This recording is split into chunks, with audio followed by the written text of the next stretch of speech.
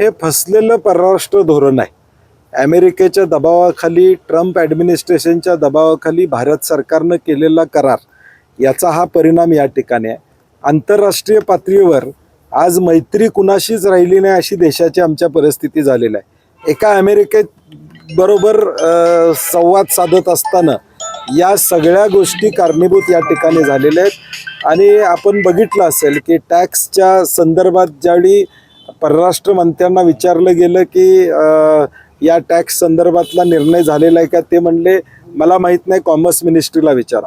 म्हणजे ह्यातूनच लक्षात येतं की भारतातल्या दोन प्रमुख मंत्र्यांना एकमेकाकडे बोट दाखवलं. हे जे विस्कटलेलं धोरण आहे त्याचा परिणाम आता भारतातल्या सामान्य नागरिकाला या ठिकाणी व्हायला लागले. पण थेट अशा पद्धतीने आवाहन करण्याचे परिणाम देखील होऊ शकतात. पेट्रोल डिझेलचे दरवाढ होणार आहे म्हणून अशा प्रकारचं बेस तयार केलं जातं. नाही, आता सिलेंडरचा दर वाढला. वेस्ट बेंगालची निवडणूक झाल्या बंगालच्या निवडणुकीनंतर ताबडतोब वाढला. पेट्रोल डिझेल देखील आज तुटवडा आहे. परंतु ज्यावेळी इम्पोर्ट केलं जात होतं क्रूड ऑइल, ज्यावेळी ती किंमत कमी होती त्याचा बेनिफिट ग्राहकाला या देशामधल्या 5-7 वर्षामध्ये मिळाला.